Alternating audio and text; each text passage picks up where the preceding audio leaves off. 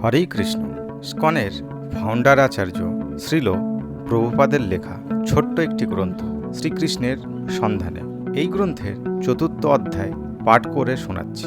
বিষয় হল মূর্খের পথ ও জ্ঞানীর পথ। এইভাবে কৃষ্ণ নিজেকে ব্যাখ্যা করেছেন। তিনি ঠিক যেমন, তবু আমরা কৃষ্ণের প্রতি আকর্ষণ অনুভব করি না। কেন এই রকম হয়? তার কারণ কৃষ্ণ স্বয়ং জানিয়েছেন গীতার ৭ম অধ্যায়ের ১৪ নম্বর শ্লোকে, দৈবী হেষা গুণাময়ী মম মায়া দুরত্তয়া মামে ময়ে প্রবোদান্তে ইয়ামে তাম তরন্তিতে।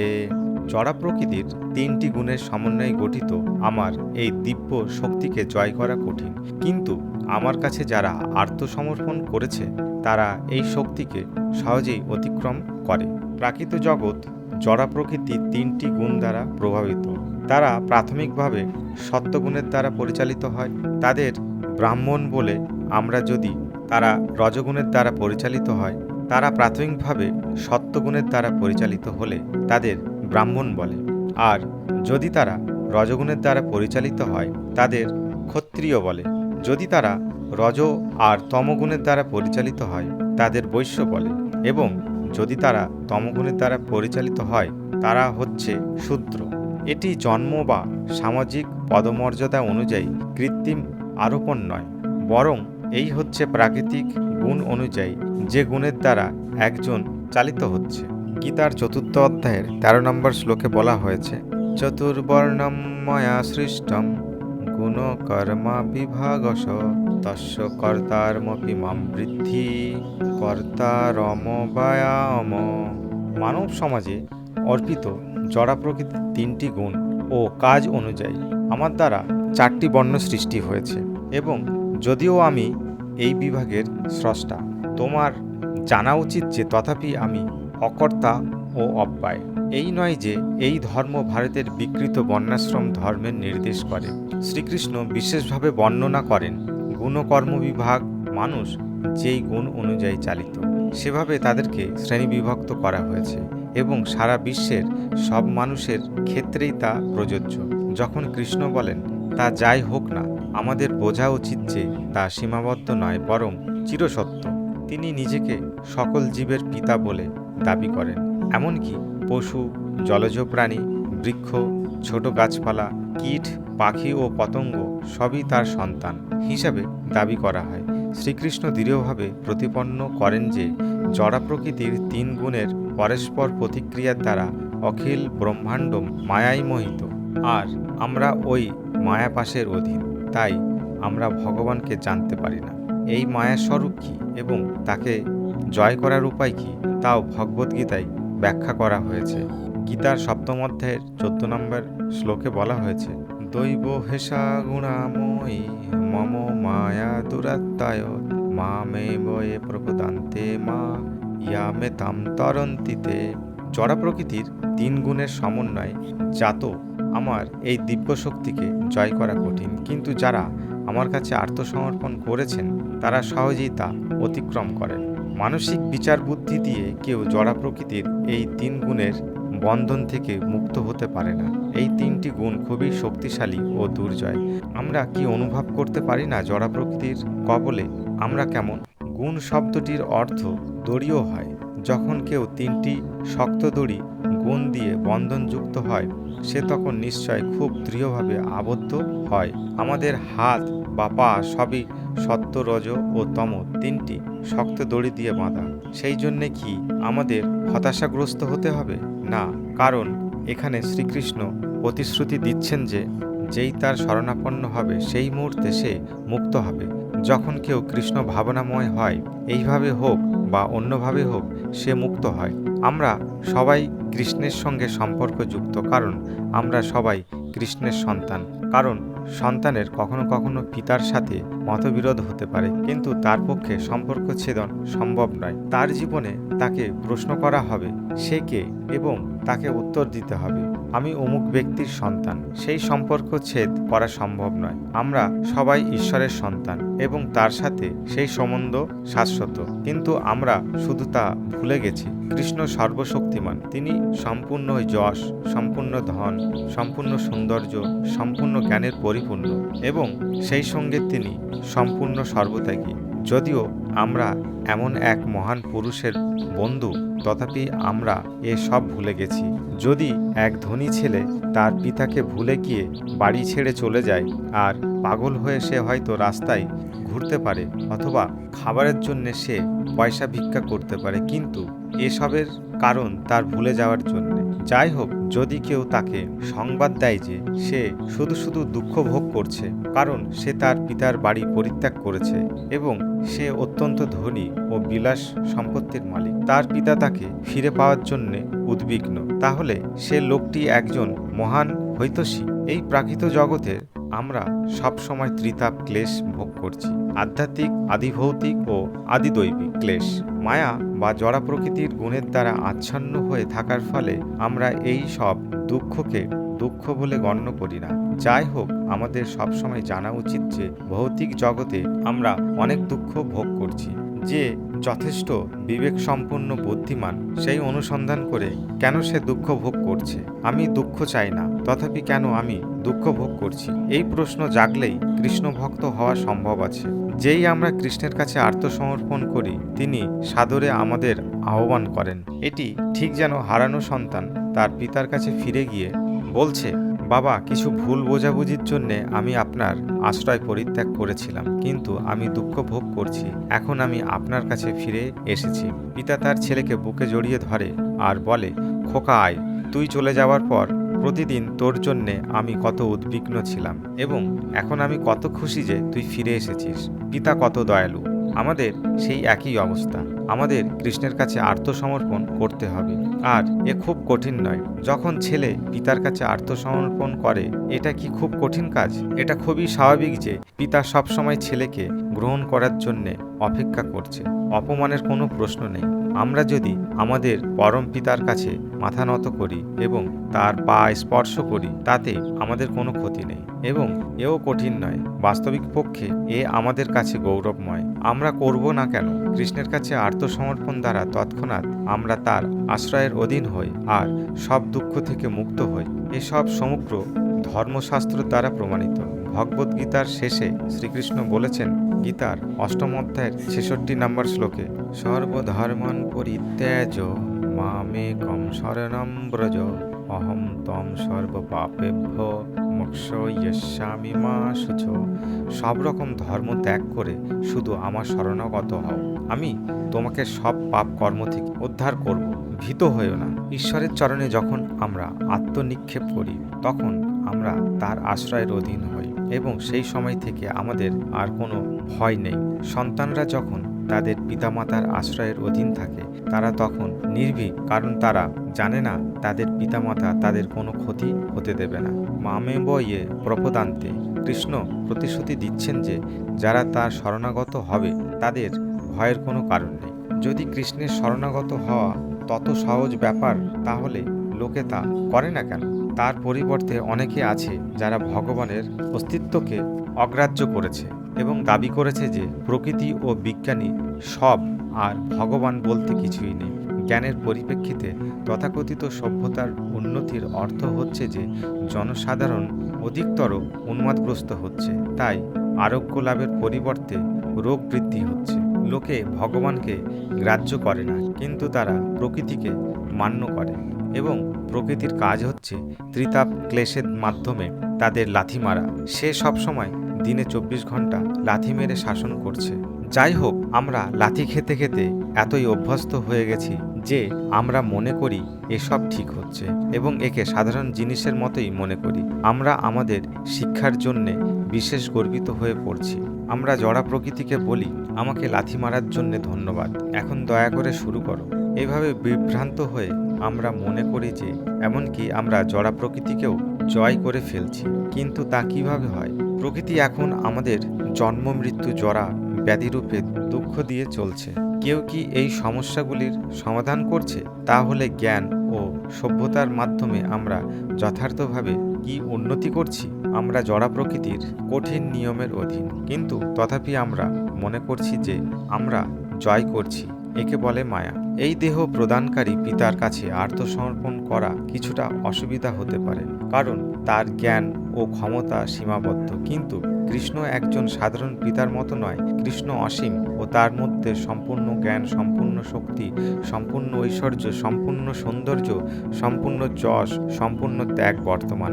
তেমন পিতার কাছে গিয়ে তার সম্পত্তি উপভোগ আমাদের কি ভাগ্যবান মনে করা উচিত নয়? তথাপি কেউ এ ব্যাপারে যত্ন নেয় বলে মনে হয় না, এবং এখন প্রত্যেকেই নিজস্ব মত প্রচার করছে যে ভগবান নেই। লোকে তার খোঁজ করে না কেন?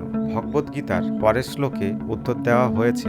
ভগবদ্গীতার 7ম অধ্যায় 15 নম্বর শ্লোকে উত্তর দিয়ে বলা হয়েছে, নমাম দুষ্কৃত নমূঢ়া প্রপদান্তে নরাধমা মায়া এ প্রাহিত জ্ঞানা অসুরাম ভাবমাশ্রিত। সেই সমস্ত দুষ্কৃতীরা যারা মূঢ়, নরাধাম, মায়ার দ্বারা যাদের জ্ঞান অপহৃত, যারা ঘোর নাস্তিক ভাবাপন্ন অসুর, তারা আমার কাছে আত্মসমর্পণ করে না। এইভাবে মূঢ়দের শ্রেণীবিভাগ করা হয়েছে।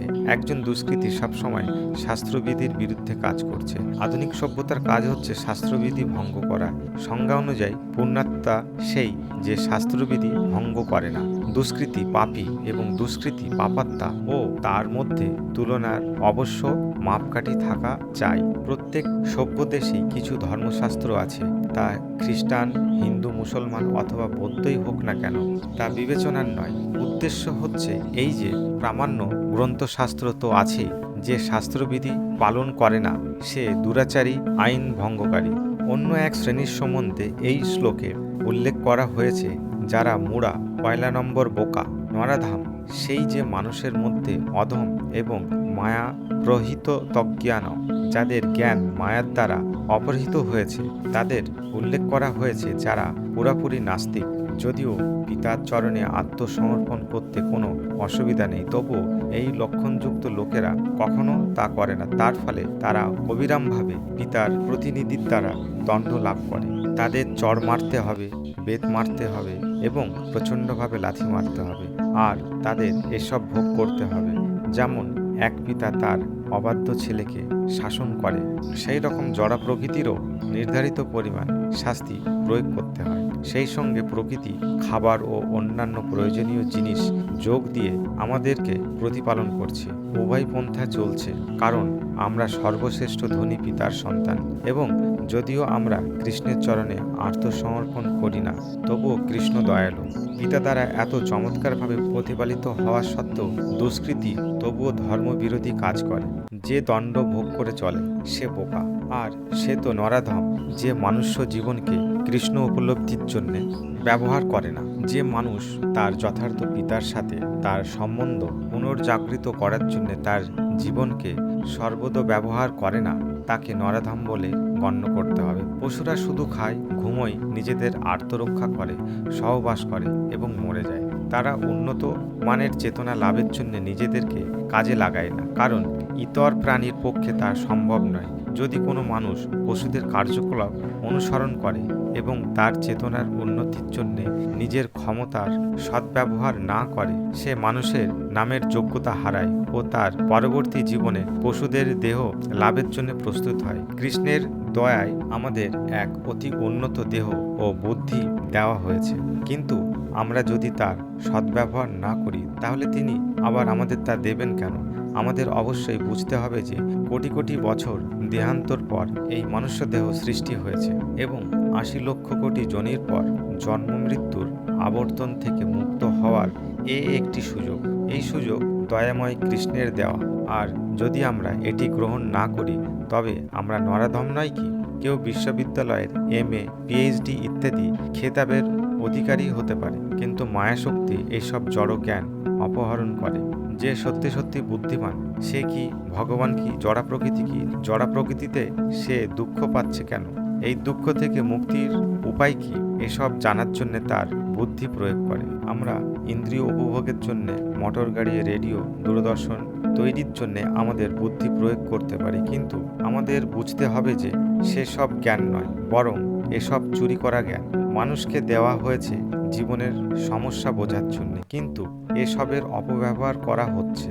লোকে মনে করছে যে তারা জ্ঞান অর্জন করছে, কারণ তারা জানে কি করে মোটর গাড়ি তৈরি করে চালাতে হয়। কিন্তু মোটর গাড়ি থাকার আগেও লোকে এক জায়গা থেকে আরেক জায়গায় যেত।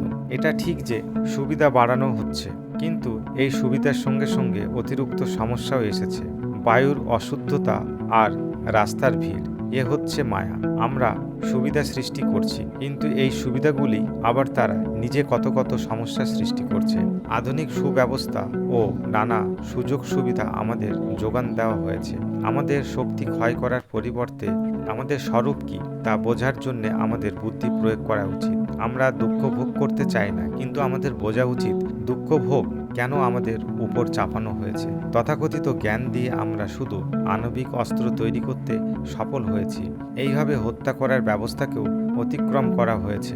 আমরা তাতে এত গর্বিত যে মনে করি এই সব জ্ঞানের অগ্রগতি। কিন্তু আমরা যদি এমন কিছু তৈরি করতে পারি যা মৃত্যুকে রোধ করতে পারে, তাহলে বুঝতে হবে আমরা যথার্থ জ্ঞানের অগ্রগতি লাভ করছি। মৃত্যু তো ইতিমধ্যেই ভৌতিক প্রকৃতিতে আছে, কিন্তু এক নিক্ষেপে প্রত্যেককে হত্যা করার উন্নতিতে আমরা এতই আগ্রহী। একেই বলে মায়া প্রহিত জ্ঞানা। জ্ঞান মায়ার দ্বারা অপহৃত। অসুরস অসুরগণ আর যাদের নাস্তিক বলা হয়, তারা প্রকৃতপক্ষে ভগবানের বিরুদ্ধে আচরণ করে। এসব যদি আমাদের পরম পিতার জন্যে না হতো, তাহলে আমরা দিবালোক দেখতাম না। অতএব তাকে অস্বীকার করার অর্থ কি? বেদে বর্ণনা করা হয়েছে যে দু রকমের মানুষ আছে, দেবশ ও আসুরস। দেবতা ও অসুর। দেবশ কারা? পরমেশ্বর ভগবানের ভক্তদের বলা হয় দেবশ, কারণ তারা ভগবানের মতো হয়। আর যারা পরমেশ্বরের কর্তৃত্ব অগ্রাহ্য করে তাদের অসুরস বা অসুর বলা হয়। এই দুই শ্রেণীকে সবসময় মানব সমাজে দেখা যায়। যেমন 4 রকমের দুষ্কৃতী আছে যারা কৃষ্ণের কাছে আত্মসমর্পণ করে না। 4 প্রকারের ভাগ্যবান লোক আছে যারা তাকে পূজা করে। পরের শ্লোকে অর্থাৎ গীতার 7ম অধ্যায় 16 নম্বর শ্লোকে তাদের শ্রেণীবিভাগ করা হয়েছে। চতুর্বিধা ভজন্তে মাম জনা সুকৃত না অর্জুন অর্থার্থ জিজ্ঞাসুরার্থার্থী জ্ঞানী চ ভবতর্ষভ। হে ভারত শ্রেষ্ঠ অর্জুন, 4 প্রকার পূর্ণাত্মা ভক্তিপূর্ণভাবে আমার সেবা করে। আর্ত অর্থাস্যী অর্থান্বেষী জিজ্ঞাসু তত্ত্বজ্ঞানের অনুসন্ধানকারী। এই প্রকৃত জগৎ দুঃখময়, আর পুণ্যাত্মা ও পাপী উভয় এর অধীন। শীতের ঠান্ডা প্রত্যেকেই এক রকমের কষ্ট দেয়, তা পাপী বা পুণ্যবান, ধনী বা গরিব কারো গ্রাহ্য করে না। যাই হোক, পুণ্যাত্মা ও পাপীর মধ্যে পার্থক্য এই যে পুণ্যাত্মা দুঃখময় অবস্থার মধ্যেও ভগবানকে চিন্তা করে। দুর্দশাগ্রস্ত লোক প্রায় চার্চে গিয়ে প্রার্থনা করে, হে প্রভু, আমি অসুবিধায় পড়েছি, আমাকে সাহায্য করুন। যদিও কিছু ভৌতিক প্রয়োজনের জন্য সে প্রার্থনা করছে, তথাপি সেই রকম লোককে ধার্মিক বলে গণ্য করা হবে, কারণ সে তার দুর্দশাগ্রস্তের মধ্যেও ভগবানের শরণাপন্ন হয়েছে। সেই রকম একজন গরিব লোক চার্চে গিয়ে প্রার্থনা করে, দয়াময় প্রভু, কৃপা করে আমাকে কিছু অর্থ দান করুন। অপরপক্ষে জিজ্ঞাসুরা সাধারণত বুদ্ধিমান। তারা কোনো কিছু বোঝার জন্যে সবসময় গবেষণা করছে। তারা হয়তো জিজ্ঞাসা করছে ভগবান কি, এবং তারপর আবিষ্কার করার জন্য বৈজ্ঞানিক গবেষণা চালায়। তারাও ধার্মিক বলে বিবেচিত, কারণ তাদের গবেষণা উপযুক্ত বিষয়ের প্রতি ধাবিত। জ্ঞানবান লোককে বলা হয় জ্ঞানী, যে নিজের স্বরূপ উপলব্ধি করেছে। সেই রকম একজন জ্ঞানী হয়তো ঈশ্বরের নির্বিশেষ সত্তার ধারণা থাকতে পারে, কিন্তু যেহেতু সে অন্তিম গতির পরম সত্য, পরমেশ্বরের আশ্রয় গ্রহণ করেছে, সেও ধার্মিক বলে বিবেচিত হবে। এই 4 রকম লোকেদের সুকৃতি পূর্ণবান বলে, কারণ তারা সবাই ঈশ্বরপরায়ণ। গীতার 7ম অধ্যায় 17 নম্বর শ্লোকে বলা হয়েছে, তেষাং জ্ঞানী নিত্যায়ুক্ত এক ভক্তি বিশীর্ষতে প্রিয় হি জ্ঞানী ন হত্য তর্থামহং স চ মম প্রিয়। এদের মধ্যে জ্ঞানী যে শুদ্ধ ভক্তিযোগ দ্বারা জ্ঞানত আমার সাথে নিযুক্ত, সেই শ্রেষ্ঠ, কারণ আমি তার খুব প্রিয়, আর সেও আমার খুব প্রিয়। ঈশ্বরপরায়ণ 4 শ্রেণীর লোকের মধ্যে যে তত্ত্ব অনুসন্ধানের মাধ্যমে ভগবত তত্ত্ব উপলব্ধির চেষ্টা করেছে, সে কৃষ্ণ ভাবনাময় হওয়ার চেষ্টা করেছে। বিশেষত সে উত্তম গুণ সম্পূর্ণ। বাস্তবিক পক্ষে কৃষ্ণ বলেছেন যে সেই রকম ব্যক্তি তার খুব প্রিয়, কারণ ভগবানের উপলব্ধি ছাড়া তার অন্য কোনো কাজ নেই। অন্য সব হচ্ছে গৌণ। কোনো কিছু চাওয়ার জন্যে কারোই ভগবানের কাছে প্রার্থনা করতে হবে না, এবং যদি কেউ তা করে তবে সে একজন বোকা। কারণ সে যখন দুর্দশাগ্রস্ত অথবা তার অর্থের প্রয়োজন, ভগবান তা বিশেষভাবে অবগত। জ্ঞানী এসব উপলব্ধি করেন এবং ভগবান যে কত বড় মহৎ অন্যদের তা তিনি জানান। তার ব্যক্তিগত স্বার্থ, তার খাবার, পোশাক অথবা আশ্রয়ের জন্য তিনি প্রার্থনা করেন না। দুর্দশাগ্রস্ত হয়ে শুদ্ধ ভক্ত বলেন, দয়াময় প্রভু, এ আপনার কৃপা। আমাকে সংশোধন করার জন্যে আপনি আমাকে দুর্দশার মধ্যে ফেলেছেন। আমাকে আরও বেশি করে দুঃখ দেওয়া উচিত, কিন্তু আপনার কৃপার প্রভাবে আপনি তা হ্রাস করেছেন। অবিচলিত শুদ্ধ ভক্তের এই হচ্ছে দৃষ্টিভঙ্গি। যিনি কৃষ্ণ ভাবনাময়, তিনি জাগতিক দুঃখ, দুর্দশা, মান অপমান গ্রাহ্য করে না, কারণ তিনি এসবের থেকে অনেক দূরে। তিনি ভালোভাবেই জানেন যে দুঃখ, দুর্দশা, মান অপমান শুধু দেহের সম্পর্কযুক্ত, এবং তিনি তো এই দেহ নন। দৃষ্টান্ত স্বরূপ আত্মার অমরত্ব বিশ্বাসী সক্রেটিস মৃত্যুদণ্ড প্রাপ্ত হন। কিভাবে তাকে কবর দেওয়া হবে জিজ্ঞাসা করা হলে তিনি উত্তর দিয়েছেন, সবার আগে আমাকে তোমাদের ধরতে হবে। তাই যে জানে যে সে দেহ নয়, সে বিচলিত হয় না, কারণ সে জানে আত্মাকে উৎপীড়ন করা, হত্যা করা অথবা কবর দেওয়া যায় না। যে কৃষ্ণতত্ত্ববিদ, সে নির্ভুলভাবে জানে যে সে দেহ নয়, সে কৃষ্ণের অবিচ্ছেদ্য অংশ। তার প্রকৃত সম্বন্ধে কৃষ্ণের সাথে এবং যেভাবেই হোক, যদিও তাকে এই জড় দেহ দেওয়া হয়েছে, তাকে অবশ্যই জড় প্রকৃতির 3 গুণ থেকে দূরে থাকতে হবে। তিনি সত্য, রজ বা তমগুণ নিয়ে উদ্বিগ্ন নন, তবে কৃষ্ণ বিষয়ে তিনি উদ্বিগ্ন। যে এসব বোঝে সে হচ্ছে একজন জ্ঞানী, একজন বিজ্ঞ ব্যক্তি, এবং তিনি কৃষ্ণের অতিশয় প্রিয়। একজন আর্ত ব্যক্তি যখন ঐশ্বর্যের মধ্যে নিমগ্ন হয়, সে ভগবানকে ভুলে যেতে পারে, কিন্তু একজন জ্ঞানী, যিনি ভগবানের যথার্থ স্বরূপ জানেন, তিনি কখনো তাকে ভুলে যান না। নির্বিশেষবাদী নামে এক শ্রেণীর জ্ঞানী আছে, যারা বলে যে যেহেতু নির্বিশেষের পূজা করা অত্যন্ত কষ্টসাধ্য, তাই ভগবানের একটি মূর্তি কল্পনা করা উচিত। এরা আসল জ্ঞানী নয়, এরা সব বোকা। কেউই ভগবানের মূর্তি কল্পনা করতে পারে না, কারণ ভগবান কত মহান। কেউ কোনো মূর্তি কল্পনা করতে পারে না, কিন্তু তা কল্পনা প্রসিত, তা আসল মূর্তি নয়। অনেক লোক আছে যারা ভগবানের মূর্তি কল্পনা করে, তাদের বলে প্রতিমা পূজা বিরোধী ব্যক্তি। ভারতে হিন্দু মুসলমানের দাঙ্গার সময় কিছু হিন্দু মুসলমানদের মসজিদে গিয়ে প্রতিমূর্তি ও ঈশ্বরের মূর্তি ভেঙে দিয়েছিল, এবং মুসলমানেরাও সেইভাবে তার প্রত্যুত্তর দিয়েছিল।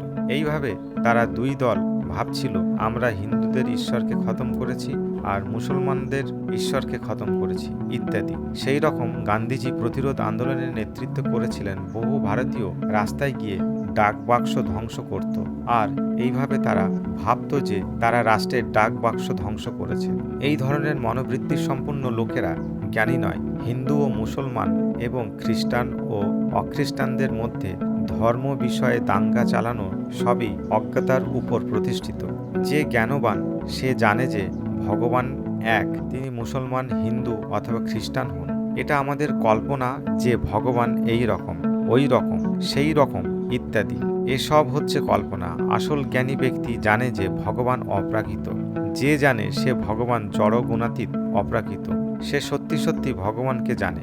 ভগবান সবসময় আমাদের পাশে আছেন, আমাদের হৃদয়ে উপস্থিত আছেন। যখন আমরা দেহ ত্যাগ করি, ভগবানও আমাদের সাথে যান।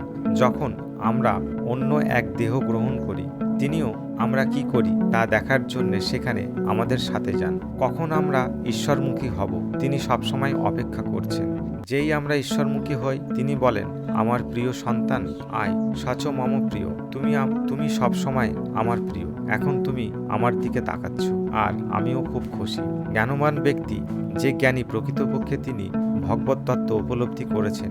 যে শুধু বোঝে যে ভগবান মহান, সে প্রাথমিক স্তরে অধিষ্ঠিত, কিন্তু যে সত্যি সত্যি উপলব্ধি করতে পারে যে ভগবান কত বড়, কত মহান, সে আরো উন্নত। সেই জ্ঞান শ্রীমদ্ ভগবদ্গীতায় পাওয়া যায়। যে সত্যি সত্যি ঈশ্বর লাভের অনুরাগী, তার ভগবদ্গীতায় অধ্যয়ন করা উচিত। ভগবদ্গীতার 9ম অধ্যায়ের 21 নম্বর শ্লোকে বলা হয়েছে, ইদম তু তে গৃহততম প্রবক্ষ্যাম্যন্ন সুয়বে জ্ঞানম বিজ্ঞান সহিতম যজ্ঞ যজ্ঞাত মোক্ষা হে শুভৎ। প্রিয় অর্জুন, যেহেতু তুমি কখনো আমার প্রতি বিদ্বেষ ভাব পোষণ করো না, তাই আমি তোমাকে সবচেয়ে গোপনীয় এই জ্ঞান দান করব, যা জ্ঞাত হয়ে তুমি জড়জগতের দুঃখ থেকে মুক্ত হবে।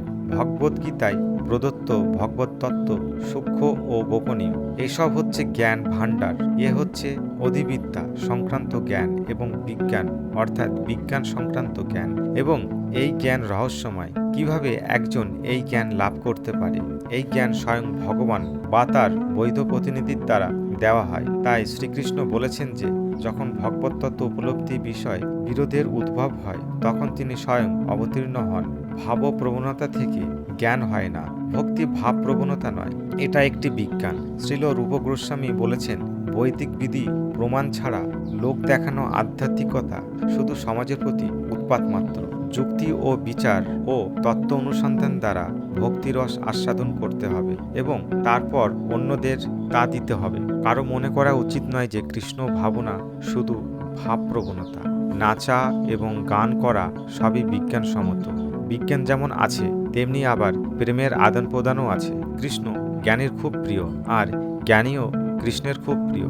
কৃষ্ণ আমাদের ভালোবাসা হাজার গুণে ফিরিয়ে দেবেন। আমরা এই তুচ্ছ জীব, কৃষ্ণকে ভালোবাসার কি যোগ্যতা আমাদের থাকতে পারে? কিন্তু কৃষ্ণের যোগ্যতা অপরিমেয়, আর তার ভালোবাসার যোগ্যতা অসীম।